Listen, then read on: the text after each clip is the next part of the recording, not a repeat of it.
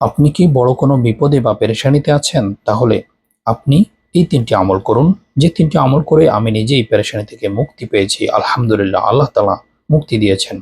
কেননা কোরআনে সূরা বাকারার ১৫৩ নম্বর আয়াতে আল্লাহ বলেছেন, ইয়া আইয়ুহাল্লাযীনা আমানু ইসতাঈনু বিস-সাবরি ওয়াস-সালাহ। হে ঈমানদাররা, তোমরা সাহায্য প্রার্থনা করো আমার কাছে নামাজ এবং ধৈর্যের মাধ্যমে।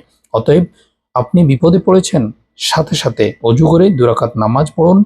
নামাজ পড়ে আপনি আল্লাহর কাছে হাত তুলুন। দুনিয়ার কারো কাছে কিছু বলবেন না। আপনি সাথে সাথে আল্লাহর কাছে বলবেন, আল্লাহ আপনি আমার উত্তম অভিভাবক। আপনি বলেছেন নামাজ পড়ে সাহায্য চাওয়ার জন্য।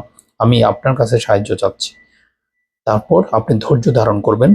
আপনি পেরেশানি হবেন না, ধৈর্য ধরবেন, আল্লাহর প্রতি বিশ্বাস রাখবেন, আল্লাহ আপনাকে মুক্তি দিবেনই।